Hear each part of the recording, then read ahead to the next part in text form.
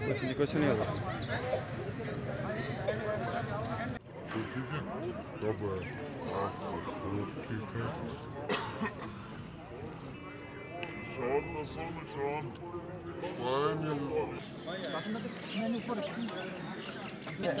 ये काटता देखो, ये ना उसी का